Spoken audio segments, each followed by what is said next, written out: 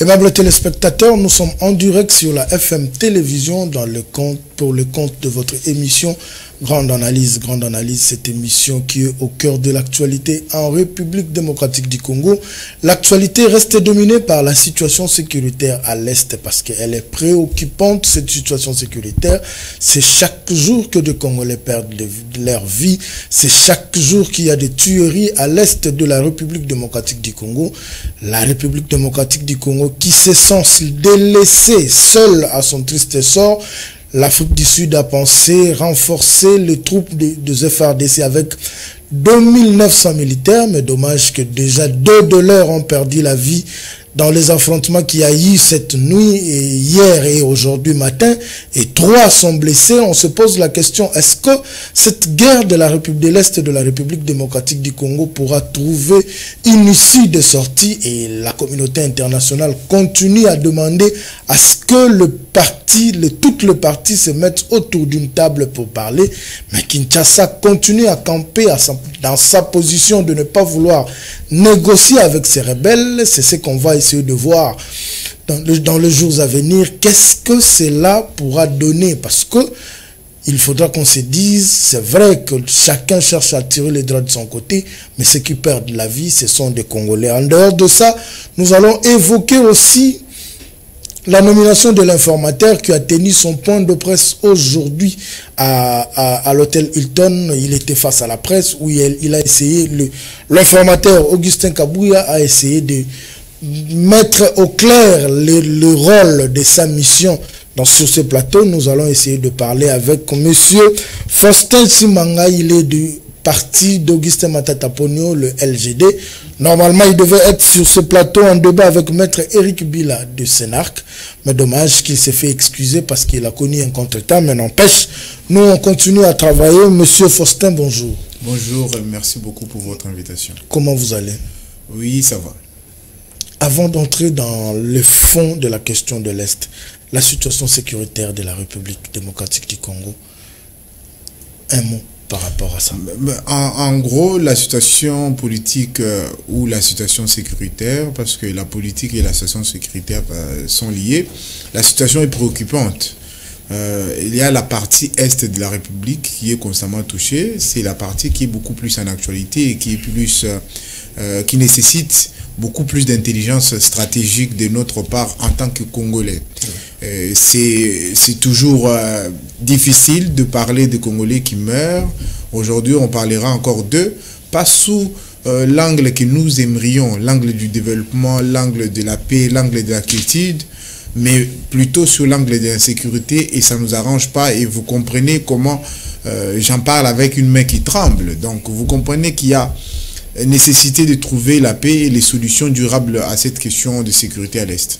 Nous avons décrié l'année passée l'arrivée du contingent de l'EAC, disant qu'ils étaient complices, ils étaient venus pour une mission offensive, qu'ils devaient partir, la SADC qui vient, pas toujours d'accalmie. Aujourd'hui, l'Afrique du Sud accepte de nous prêter main forte. Et lancés au front, ils perdent déjà 2 de leurs. Et il y a 3 militaires blessés. Est-ce que vous pensez que toutes ces nations qui veulent porter main forte à la RDC avec ceux qui déjà subissent les troupes de l'Afrique du Sud pourront encore nous envoyer leurs troupes? Mais vous savez, c'est là où il y a la véritable nécessité de réfléchir à froid sur les véritables solutions qu'il faut apporter à cette question à l'Est. C'est vrai que sous les émotions, on pourra réagir à brûle-pourpoint pour se dire, bon, il faut qu'on réagisse, il faut qu'on mette fin. Il faut traiter cette question dans le fond. Pourquoi la guerre à l'Est persiste? C'est vrai que nous savons qu'il y a une force qui agresse, mais pourquoi ils agressent réellement? Il ne faudrait pas qu'on développe une posture attentiste ou une posture des faibles pour se dire, ok, on nous attaque, le monde nous regarde sans rien dire. Oui, c'est vrai. Et en même temps, le monde a aussi ses préoccupations. Nous, en tant que Congolais, nous devons, à l'occasion de cette séquence d'insécurité, c'est dire, il y a ceux qui sont disposés à nous aider, qui sont venus, ils perdent leurs hommes. Il y a ceux qui veulent nous aider durablement, mais qui n'arrivent pas à trouver les cadres qui permettent à ce qu'il y ait des solutions. C'est sur toutes ces questions-là que nous devons nous interroger et trouver des réponses pour ne pas rester que dans la revendication, mais plutôt pour aller dans le sens de trouver une réelle solution. Et souvent, la solution dans ce type de questions ne vient pas avec une considération purement émotionnelle. Nous devons réfléchir, mettre en place une intelligence stratégique pour permettre de sortir de cette crise de l'Est. À votre humble avis, qu'est-ce qui bloque? Parce que l'embargo sur la notification des armes levée, mais à ce jour, la République démocratique du Congo n'arrive pas à contre-attaquer ces rebelles. C'est vrai qu'on nous fait entendre qu'on a attaqué. Hier, on nous a dit que ça qui a été récupéré. Mais la communication de ce que font les rebelles passe plus et plus rapidement que ce que fait les forces armées. Alors, que devons-nous faire pour que les Congolais comprennent aussi que les forces armées de la République font quelque chose et se battent pour défendre la patrie? Mais voilà, vous comprenez qu'il y a une guerre à tous les niveaux. Il y a une guerre médiatique, il y a une guerre sur le terrain, il y a une guerre de communication, il y a une guerre sur le plan international en termes de lobbying et autres. C'est à nous, Congolais, de développer une intelligence stratégique qui pourra permettre à ce que nous puissions gagner sur tous les fronts. Nous savons que le gouvernement congolais n'a visiblement, sauf s'il y en a et que ce n'est pas mis à la disposition du public, il n'y a pas une task force qui permet de répondre aux attaques de communication d'autres pays. Et je ne pense pas que ça existe. Il faudrait développer cette intelligence-là pour se dire, aujourd'hui on est sur une guerre de communication.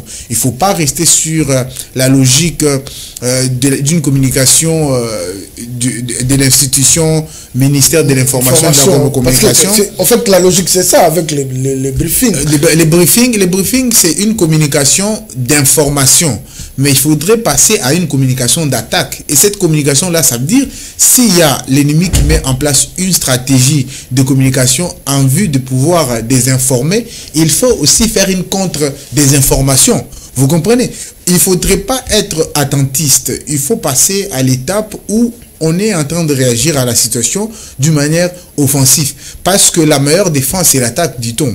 Donc, il faudrait développer une intelligence qui pourra permettre à ce que sur le plan militaire, nous avançons, sur le plan de la communication, nous avançons, sur le plan du lobbying international, nous avançons aussi. Parce que les relations internationales sont structurées autour des intérêts, pas autour de ceux qui pleurent les mieux. Non. On peut être de ceux qui pleurent les mieux avec la bouche fermée, avec vous fermez la bouche. Oui, on peut être ceux qui pleurent les mieux, mais pas ceux qu'on écoute les plus. Parce que le pays, pour ne pas les citer, le Rwanda, a trouvé une stratégie où ils font de la communication partout au monde, visitent Rwanda par-ci, par-là, et ces intérêts-là, qui sont en relation économique avec le Rwanda, parce qu'ils sont dans la liberté de les avoir, qu'est-ce que nous on fait pour notre pays, pour que nous puissions peser sur la table des négociations? Parce que autour de la table des négociations, vous n'amenez pas vos pleurs, il faut amener une force. On écoute que la force. Et c'est ça que nous devons développer comme intelligence économique, intelligence stratégique, intelligence à tous les niveaux pour permettre à ce qu'on nous écoute. On nous a enlevé les embargos pour revenir un peu plus sur votre question. On nous a enlevé la levée de l'embargo. On a fait beaucoup des tambours, on a fait sonner les tambours, on a beaucoup parlé autour de diplomatie agissante ou dite agissante. Mais ces résultats-là, qu'est-ce qu'on en fait? Parce qu'on peut mettre entre vos mains des solutions où on vous ouvre à une possibilité de solution, mais c'est à vous de les saisir. Aujourd'hui, on a la possibilité d'avoir les armes. Mais est-ce qu'on développe les moyens qui pourront nous permettre d'avoir plus d'armes? Si on ne peut pas acheter, pourquoi on ne trouve pas l'intelligence pour pouvoir en créer? Vous savez, dans ce pays, ça pourrait peut-être paraître dangereux pour certains, ces discours, mais écoutez, face au danger que la RDC est en train de vivre au quotidien, il faudrait changer de paradigme. C'est-à-dire que le Congo est riche. Il est riche avec le cobalt, il est riche avec le diamant, il est riche avec l'or et aussi l'uranium. Il ne faut pas l'oublier. Il faudrait dire aux Congolais que le peuple, vous avez l'uranium. Et on sait tous que vaut l'uranium dans l'industrie militaire. Il faudrait trouver une stratégie, lancer des recherches dans nos universités, comment on crée une puissance qui va dissuader les autres. Et c'est peut-être vers cette solution-là qu'on va permettre à ce que, au lieu que les mondes ferment la bouche, au lieu de parler, ils pourront parler parce que nous serons en train de développer une intelligence dissuasive. Et c'est dans cette logique-là que nous devrons nous inscrire désormais. Et si ceux qui nous suivent, qui sont beaucoup plus avertis, comprennent qu'il faut parfois arrêter de pleurnicher. La nation peut exister que si elle est forte. Cette nation est quand même assez forte ou a la possibilité de se donner la force nécessaire pour être dissuasive. Et si nos universités travaillent sur comment on va développer les armes pour nous défendre. Nous avons tout un ministère sur la recherche scientifique. Mais voilà, mais pourquoi on ne finance pas les ministères de la recherche scientifique pour que nos universités puissent travailler sur la possibilité de mettre en contribution nos richesses? On ne peut pas laisser les étrangers venir prendre nos richesses. Nous-mêmes, on ne les utilise pas. Pourquoi on ne les utilise pas? Parce qu'on veut être mieux dans les pleurnichards. On veut être les mieux pleurnichards. Pourquoi? Parce qu'on ne veut pas avoir notre posture de force. Lumumba nous a légué le pays avec la possibilité d'être fort. Et nous devons saisir cette possibilité-là et rendre notre potentialité de force en force réelle. Et ça passe peut-être par une connaissance beaucoup plus approfondie de l'uranium. Quand le Rwanda, le politicien congolais ou la population congolaise l'attaque sur les réseaux sociaux, dans les médias, c'est le président rwandais qui passe pour répondre. Mais en République démocratique du Congo, apparemment, c'est comme si les gouvernements n'arrivent pas à attaquer directement. C'est vrai qu'on décriait tout le temps que les régimes passés n'ont pas si cité notre agresseur. Aujourd'hui, on le cite quand même. Mais ce courage-là de voir nos dirigeants attaquer directement Paul Kagame, apparemment c'est comme si nous n'avons pas encore eu ce goût-là. Qu'est-ce qui se passe réellement par rapport à ce sujet, à ce point? C'est que pourrait peut-être traduire notre faiblesse sur certains secteurs. Si vous n'êtes pas en mesure de parler quand on vous attaque, c'est-à-dire que vous craignez peut-être de vous exposer ou de trop vous exposer. Est-ce qu'on n'a pas les mains et les pieds liés? C'est ça les questions qu'on devrait se poser. Si le président rwandais qui représente tout le Rwandais, parce que c'est lui le président de la République rwandaise, parle au nom du peuple rwandais pour nous attaquer et nous on n'est pas à même de pouvoir répondre suffisamment. C'est-à-dire qu'il y a un problème, soit au niveau du leadership, soit au niveau de la gouvernance. C'est clair. Il faudrait, au-delà de faire un jeu de ping-pong de mots, il faut trouver les vraies solutions. Si lui, sa stratégie, c'est parler, nous devons nous donner les moyens d'agir. C'est comme ça qu'il faut aller dans une logique d'assumer sa puissance pleinement. Le Congo, c'est un pays riche. Il faut user de toutes nos richesses pour pouvoir bouter dehors nos ennemis. Aujourd'hui, est-ce qu'on donne raison au secrétaire général des Nations Unies qui a dit que l'armement qu'utilisent les M23 était sophistiqué parce que nous avons fait appel ou nous avons eu reçu le soutien de plusieurs armées. Il y a l'EAC, il y a la SADC, aujourd'hui le Sud-Africain. Mais apparemment, on n'arrive pas à mettre hors état de nuire ce M23, bien qu'il soit sous-traité par le Rwanda. Mais est-ce qu'à ce moment, nous donnons raison au secrétaire général des Nations Unies qui a dit que ce M23-là était suréquipé?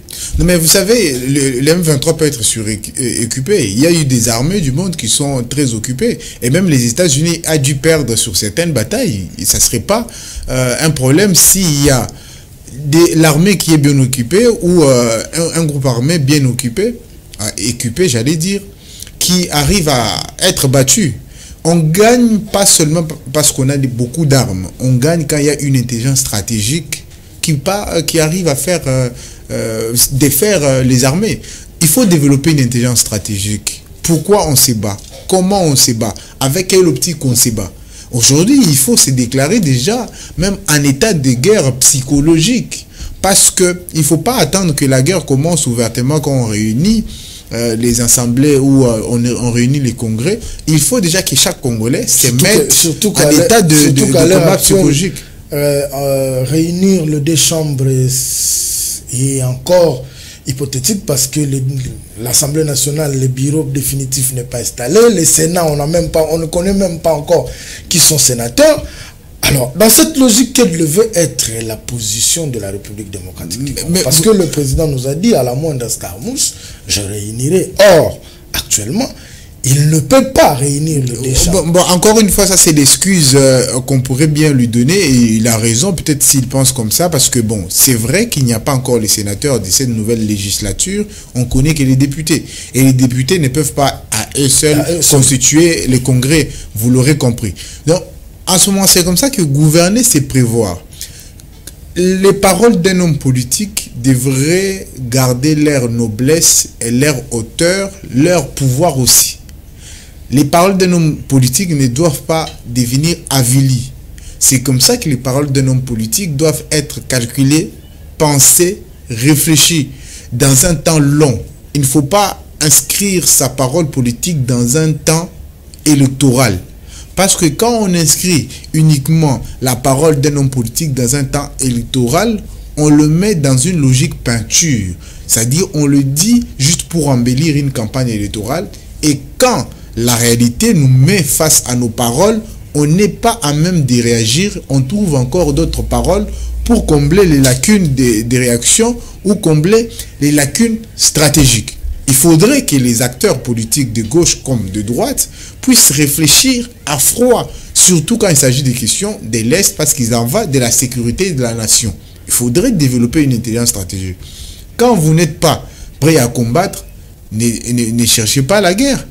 Quand vous n'êtes pas prêt à pouvoir répondre, ne parlez pas. C'est ça aussi, réfléchir. Et si notre pays se considère faible, nous devons avoir une stratégie du faible au fort. Vous savez, ceux qui nous suivent doivent comprendre que la question de l'Est, il faut la prendre avec du sérieux. Il ne faudrait pas le prendre juste pour les besoins politiciens. Non, il y a beaucoup de gens qui meurent. On ne peut pas aborder certaines questions économiques tant qu'il y a la guerre à l'Est, vous l'aurez compris. Mais il faut mettre fin à la guerre à l'Est. Et il faut trouver les meilleures solutions et les bonnes solutions. Et souvent, les bonnes solutions ne sont pas dans le tape à l'œil. Souvent, les bonnes solutions ne sont pas dans l'émotion. Il faudrait qu'on puisse se résoudre, d'arrêter de réagir par émotion. Il faut réfléchir.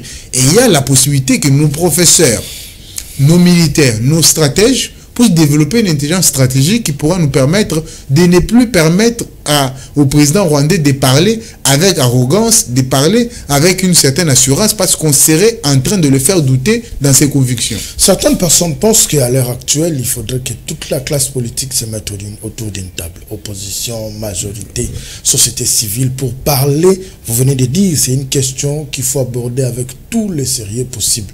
Est-ce que vous êtes de cet avis qu'il faudra que le Congolais se mette autour d'une table? Mais pour cette fois-ci, pas pour parler partage de postes, mais pour parler de la situation sécuritaire de la République. Vous savez, l'unité, par principe, est toujours importante. Mais unité, sur quelle base? Unité, sur quelles conditions?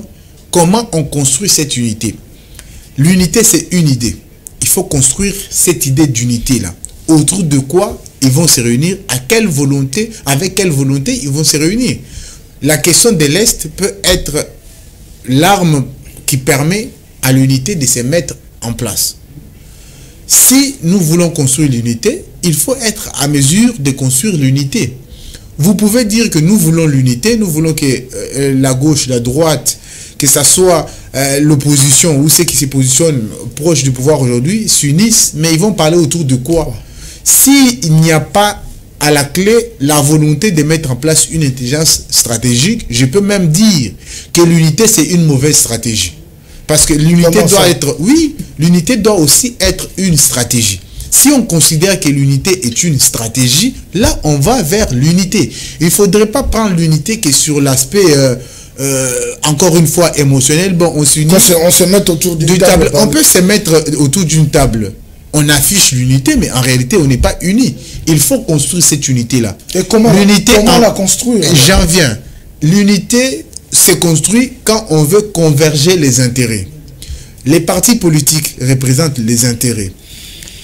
Les jeux politiques, c'est un jeu d'intérêts. Et si vous êtes prêts à vous unir, ne dites pas, vous devez vous unir autour de moi. Non.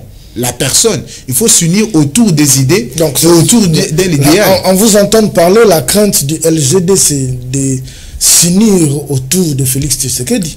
En fait, c'est ça, c'est ça votre crainte. Mais écoutez, quand on parle de la nation et qu'on en revient à un personnage, là, on part dans la logique politicienne que vous avez tenté de nous pouvoir nous dissocier. Si vous voulez que je vous réponde dans ce sens-là, les LGD s'unissent toujours autour des idées. Alors, et nos idées sont qui doit appeler à cette unité alors? Mais vous savez, peu importe qui appelle à l'unité, nous savons qu'en ce moment, les LGD préparés pour la République, par la République et pour la République, si nous entendons l'appel de la République, c'est-à-dire nos Congolais qui nous appellent à pouvoir nous unir, nous allons nous unir. Si nous attendons qu'il y a une sincérité dans une volonté d'unir les forces, nous allons unir nos forces. Et nous sommes focalisés sur le leadership et la gouvernance de qualité en tant que parti politique LGD. Si l'unité permet que nos idées puissent être dans cette logique d'unité-là, nous allons venir. Et j'aimerais insister que l'unité n'est pas juste un mot. L'unité, c'est un concept, il doit être construit. Il doit être construit avec quoi? Avec une volonté de converger les intérêts. Si c'est lui qui va... Si les intérêts, ce sont les intérêts de la République. Non, mais écoutez, écoutez que les Congolais de l'Est vivent avec toute quiétude. Non, mais en fait, on va tourner autour de ça. Non, mais vous savez, ça c'est la logique pour le besoin de la consommation publique. On va dire que c'est autour de l'unité. Cette émission, j'aimerais bien qu'il soit à la fois politique et pédagogique. Si nous voulons gagner la guerre contre le Rwanda, nous devons quitter la peinture. Dire que nous devons nous réunir autour de la République, de ceci, ça c'est pour la consommation publique. Mais nous devons arriver à parler avec profondeur au peuple congolais. Il faut toucher les questions de fond. Voilà. Quand je parle de converger les intérêts, c'est-à-dire, si vous pensez, vous estimez que les leaderships, les partis politiques qui est apte à pouvoir gérer les leaderships, c'est le LGD, vous accordez les questions liées au leadership et la gouvernance au LGD. Okay. Si vous estimez que les partis politiques, pour ne pas les citer, les MLC, qui sont beaucoup plus dans le libéral et que leurs idées sont connues, vous donnez la gestion de ces questions dans cette unité-là au MLC. Okay. Si vous estimez que l'UDPS est beaucoup plus apte à pouvoir gérer les questions plus dynamiques, vous donnez les questions dynamiques à l'UDPS. C'est comme ça qu'on construit l'unité. Et si on reste dans le figure politicienne, non, nous voulons autour du pays, oui, c'est vrai, tout le monde peut dire ça autour de la République. Mais dans le fond, qu'est-ce qu'on fait? Parce que pour ne pas aller vite en besogne, on va peut-être en toucher un mot, la question de consultation. Oui. Mais quand on consulte les partis politiques pour construire le gouvernement, on les consulte sur base de quoi? Est-ce qu'on le consulte juste sur le base d'avoir une représentation, peinture, ou on traite les questions dans les fonds? Cette situation de l'Est a suscité aussi de la colère de la population congolaise, précisément à Kinshasa. Nous avons vu ce qui s'est passé le week-end, en début de semaine. Les Congolais ont manifesté devant les ambassades des États-Unis, de la France. Ils sont allés au siège de la MONUSCO. Malgré, il y a eu des dérapages, parce que le samedi, il y a eu 2 jeeps de la MONUSCO brûlés. Le lundi et le mardi, nous avons tous vu ce qui s'est passé. Une façon pour les Congolais de dire qu'on en a marre. Et ils ont voulu faire voir leur mécontentement. Mais le peuple se plaint parce qu'il revendique ce qui se passe à l'Est. Mais le gouvernant ou le gouvernement les ont interdits. À ce jour, les motards sont même interdits de franchir la ligne pour aller entrer en ville. Les petits commerçants qui vendent à la criée sont interdits d'entrer en ville. Et il y a interdiction de se mettre debout à 3 ou à 4 personnes en train de parler. Apparemment, c'est comme si le gouvernement voulait une chose et son contraire. La population se dit qu'il en avait marre. Il s'élève et le gouvernement les interdit à faire ces revendications. Mais pour un besoin de pouvoir me mettre dans une posture de défense du gouvernement, la tâche reste au ministre de la Communication. Et moi, j'aimerais répondre à votre question sur base de principe. Les Congolais que nous sommes, nous avons la liberté de pouvoir manifester et exprimer notre mécontentement. Mais cette liberté-là ne nous donne pas l'autorisation d'aller vandaliser les biens d'autrui. À l'occurrence, aller attaquer les voitures de la MONUSCO, des représentations diplomatiques. Notre liberté ne nous donne pas les droits au vandalisme. Si il y a eu interdiction, c'est justement parce qu'il y a eu vandalisme, il y a eu casse, il y a eu violation des ambassades. Oui. Ou des locaux des ambassades. Vous comprenez? Ils ont quand même aussi touché quelques bureaux de Canal+, parce qu'ils revendiquaient Canal+, n'a pas diffusé les images. Vous comprenez que là, on revendique tout et rien en même temps. L'expression de la colère, oui, c'est vrai, mais votre colère, vous ne devez pas vous l'exprimer sur les biens d'autrui. Vous avez le droit d'être en colère, mais il ne faudrait pas que vous passez de la colère à la destruction. Mais la population leur traite de complices, d'un silence complice. Ils sont chez nous, mais ils ne font rien pour que cette paix revienne. Mais vous savez, je ne veux pas aborder cette question avec émotion, je vous l'ai dit. Et si on est en train de revendiquer, on se dit, ils sont complices. Quand vous accusez quelqu'un d'être complice, il faut être à mesure de pouvoir l'éprouver. Il ne faudrait pas, juste parce que vous êtes en colère, dire que tel est complice. C'est la stratégie du bouc émissaire. Quand on n'est pas apte à pouvoir se sécuriser soi-même, on dit que c'est l'autre. Ce n'est pas nous, c'est l'autre. On veut désigner quelqu'un pour expier ses péchés. C'est ça, en fait, la logique qui nous a mené jusqu'à l'inaction aujourd'hui. Il faut transcender la colère. Quand on transcende la colère, on va vers une réflexion à froid. Et quand on arrive à transcender la colère, on commence à réfléchir, on va trouver la solution. Oui, vous devez être en colère, mais après la colère, vous faites quoi? La colère est passagère, mais après que la colère passe, quelle est votre attitude par rapport après cette colère-là? Parce que vous allez voir les gens qui ont revendiqué, mais ils ont encore besoin de l'aide, ils vont aller aux mêmes ambassades pour chercher les visas pour aller en Europe et fuir la misère. C'est contradictoire. Il faudrait que quand on est en colère, qu'on puisse transformer sa colère à une volonté d'action. Il faut agir. La colère peut aussi être un élément motivateur. Pas pour faire les vandalismes, mais pour s'engager dans l'armée, par exemple. Pour s'engager dans la recherche. Il y a la recherche scientifique qui ont les professeurs. Mais est-ce que ces professeurs-là, eux, ne sont pas en colère contre ce qui se passe à l'Est? Pourquoi nous ne pouvons pas développer, avec cette colère-là, on développe une intelligence qui va approfondir les questions d'armement, par exemple. Approfondir la connaissance de l'uranium et ce qui peut faire l'uranium, par exemple. Parce qu'on a ces richesses. On a cette possibilité-là d'aller faire la recherche et mettre en contribution notre colère. La question de l'Est ne devrait pas être prise avec émotion, je ne le dirai jamais assez. Il ne devrait pas aussi être traité avec des béquilles politiciennes. Parce que la politique, c'est trouver des solutions. Tant qu'on ne trouve pas la solution à l'Est, ça veut dire que nous, politiques, nous échouons. Trouver la solution aux questions à l'Est, c'est ça réussir notre mission. Et si la République nous demande de les défendre, il faut les défendre quand il est attaqué. Et si on n'arrive pas à les faire, ça veut dire que nous échouons. Et si nous échouons, à quoi sert d'être un politique si on échoue? Pour boucler avec cette question de l'Est, nous avons vu un joueur congolais qui jouait à Rayon Sport du Rwanda célébrer son but marqué avec ces signes « On nous tue et vous ne parlez pas ». Ça lui a coûté son contrat. Hier, il est rentré à Kinshasa. On nous a fait savoir ici que la politique ne se mêle pas du sport, mais aujourd'hui, la politique rwandaise s'est imposée sur la fédération rwandaise.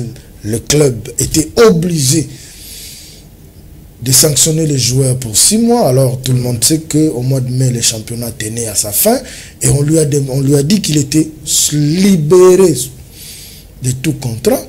Ça prouve à suffisance que la guerre qui est sur le plan politique commence à toucher d'autres secteurs. Alors ma question, ce n'est pas de savoir pourquoi Luvumbu a été renvoyé, non, mais ma question c'est celle de savoir quelle position la RDC devra prendre. Parce que si déjà cette guerre qui ne dit pas son nom, comme vous venez de le dire, entre la République démocratique du Congo et le Rwanda, commence à toucher différents secteurs, alors, de notre côté, ça craint. quelle position doit prendre la République démocratique du Congo vis-à-vis du Rwanda? Mais vous savez, il faut adopter une posture de la proportion. On est dans une guerre, sur tous les fronts. Quand politique. Effectivement. C'est-à-dire que si le président a besoin de l'autorisation du Congrès pour aller en guerre, c'est justement parce que si on déclare la guerre à un pays tiers, tous les secteurs de la vie vont être touchés. Oui. On pourrait même passer dans ce qu'on appellerait l'économie des guerres. Il y a les efforts de guerre qu'on devrait faire. Et s'il y a un sport, j'imagine mal qu'il y ait un club rwandais appelé à jouer au Congo et qu'il vienne jouer aisément. Je ne pense pas. Oui. Parce qu'on est dans un état de guerre. Il faut déjà se comporter comme tel. S'il y a un joueur qui a voulu revendiquer, même si je l'aurais conseillé de pouvoir réfléchir à 4 fois avant de faire un acte, mais il a fait. La réaction est venue aussi. Il faudrait que nous puissions aussi donner une réponse proportionnelle. Vous faites, nous faisons. Et c'est ça la posture que le gouvernement devrait avoir. Adopter. C'est-à-dire que si le Rwanda attaque à un certain niveau, nous devons répondre avec la même proportion. Si on ne sait pas attaquer, il faut trouver une réponse. Parce que la réponse ne peut pas qu'être militaire à tout moment. Il faut attaquer les intérêts du Rwanda, que ce soit au Congo ou ailleurs. Il y a une possibilité d'attaquer les intérêts du Rwanda. Il faudrait que nous puissions arrêter d'être pleurnichards. On nous attaque, on attaque les intérêts du Rwanda.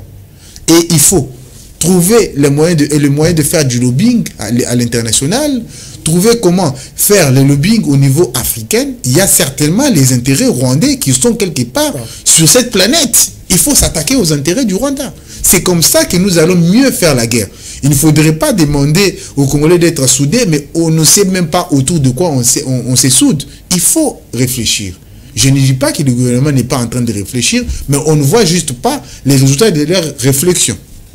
Voilà, merci beaucoup. Je pense que c'est par ce mot qu'on met un point sur la thématique, sur la sécurité à l'est de la République.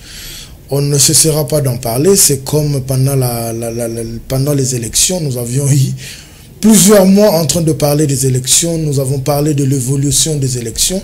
Et aujourd'hui, la situation sécuritaire reste préoccupante. Donc, je ferai qu'à chaque émission, qu'on puisse en parler. Mais évoquant les élections, aujourd'hui, il y a l'informateur qui a été nommé. Il a tenu son premier point de presse aujourd'hui.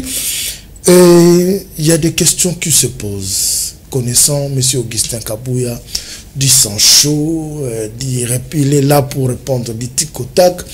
Est-ce que c'était un bon casting du côté du chef, le choix d'Augustin Kabouya? Vous savez, nous partons du principe que le Congolais qui est appelé à être en politique doit développer des compétences. Oui. Moi, j'estime que si vous êtes arrivé à un certain niveau d'exercice du pouvoir, vous avez des compétences. C'est sur base des compétences que les acteurs doivent être choisis, que ce soit au gouvernement, à l'Assemblée nationale ou dans tous les autres secteurs. Je ne douterai pas des capacités des acteurs. Et quoique on l'aurait peut-être choisi en fonction de certaines capacités qui sont beaucoup plus prononcées que les autres, ça veut dire que s'il est nommé, il devrait se surpasser quand il faut, il devrait trouver des compromis quand il faut, il devrait aussi trouver le consensus quand il faut. C'est ça la capacité que chaque Congolais qui veut obtenir des résultats devrait développer. Là, je vous parle d'une posture étant formée par un parti politique qui focalise son attention sur le leadership et la qualité du leadership qu'il faut offrir au Congo et sur la gouvernance qu'il faut appliquer pour trouver des solutions et obtenir les résultats. Oui, les consultations commencent d'ici là. Est-ce que les LGD se sont concernés à ces consultations, surtout qu'on est en train de chercher, de dénicher la majorité au sein de l'Assemblée? Et puis, la logique veut que, après avoir déniché la majorité, il faudra qu'il y ait formation du gouvernement. lors de son investiture, le président de la République, le président de la République a tendu la main à l'opposition. Nous savons que le LGD est un parti de l'opposition, mais vis-à-vis à cette main tendue, est-ce que vous vous sentez concerné par ces consultations qui vont commencer d'un moment à l'autre? Vous savez, on est un parti politique qui a les missions constitutionnelles. Les questions de la République nous concernent. La question de formation du gouvernement concerne la République, donc ça concerne le LGD. Les formateurs, l'informateur, j'allais dire, est en train de travailler pour la République. Il est en train de travailler pour la consolidation de la République. Le LGD est intéressé par des questions liées à la République. Donc, il a toujours l'intérêt sur les questions qui sont liées à la République. Nous savons que le président de la République s'était exprimé en disant que sa main était tendue. Nous sommes prêts à pouvoir écouter l'appel de la République. Le LGD est formé, voyez là, ses membres, ses cadres sont formés pour pouvoir gouverner. Nous sommes leadership et gouvernance pour le développement. J'aimerais que ceux qui nous suivent comprennent qu'on ne gouverne pas dans la rue, on gouverne que dans les institutions. Et nous sommes formés pour être la réserve de la République. Si la République a besoin de nous, si la République a besoin du LGD, je pense que si les conditions sont réunies, le LGD va pouvoir autoriser ses membres à aller servir la République, en commençant par le président national Matata Mapon.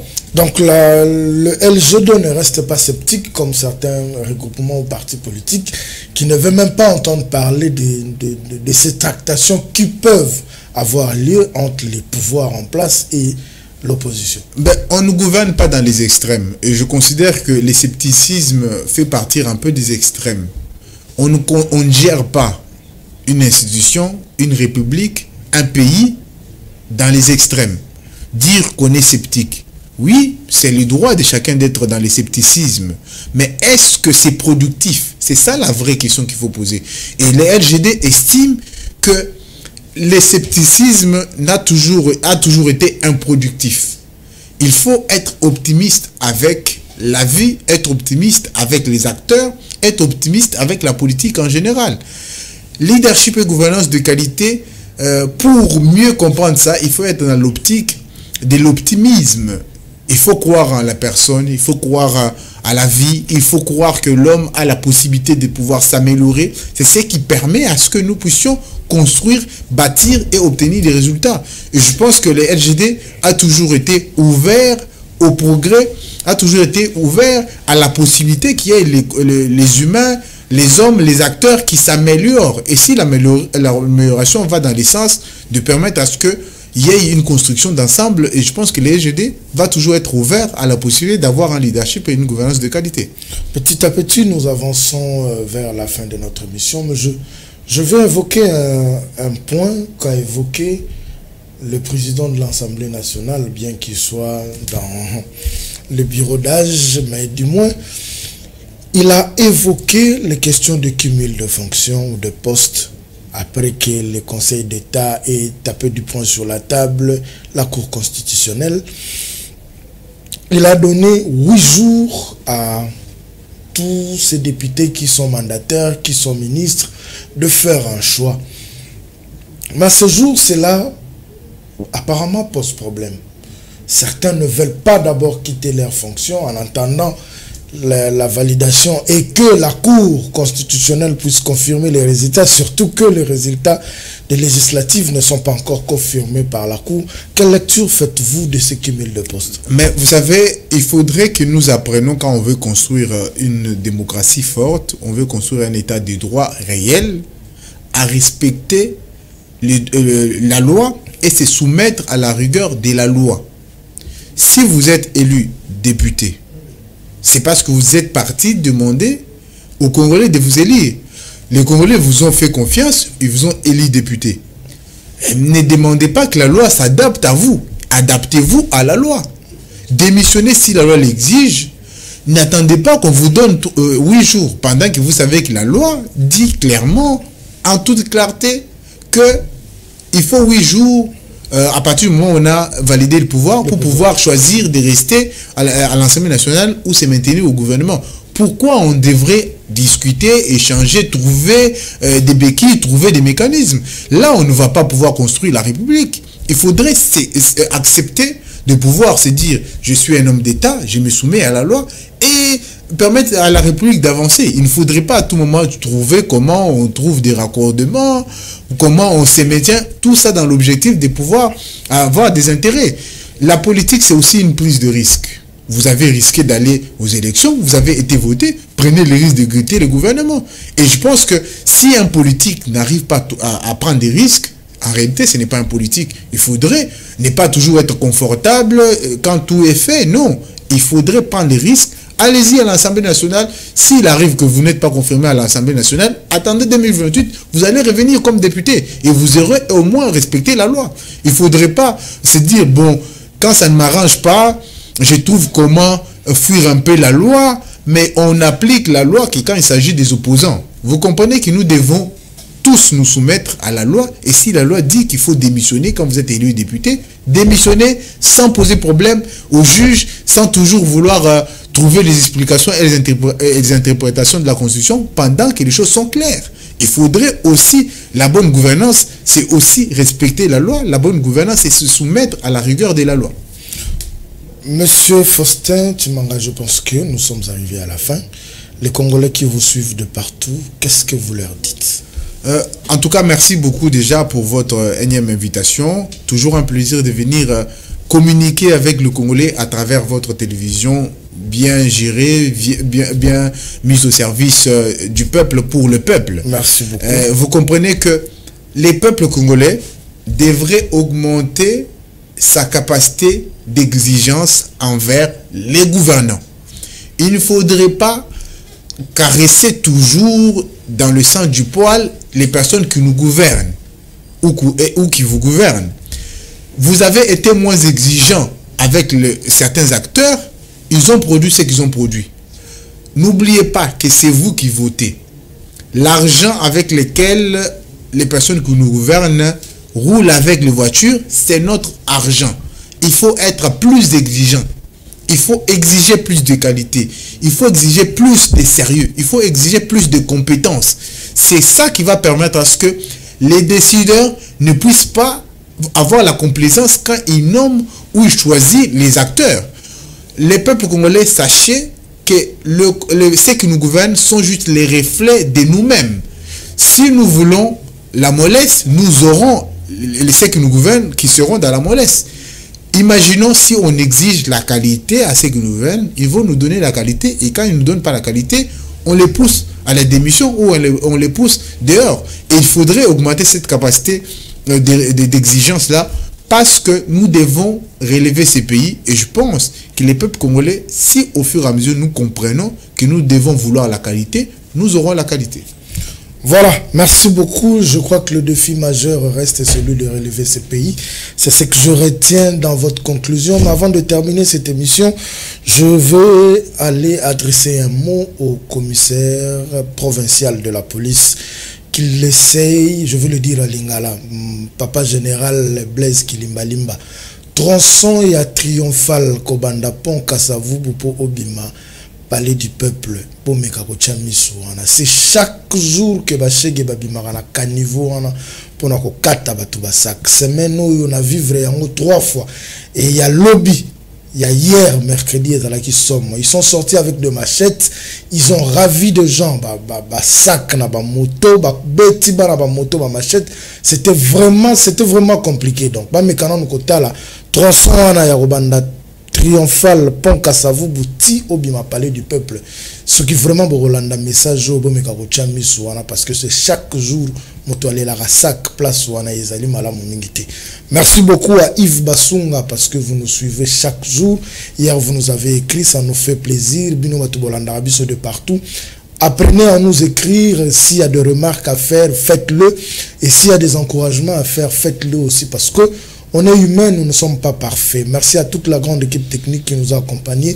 Toi, je vois Torres Atibou, il y a Junior Santos à la régie finale, il y a Galor Mouya que nous appelons affectueusement Coco Mouya et puis Don Benjamin Makolo. On se retrouve demain pour une nouvelle émission avec d'autres invités. Au revoir.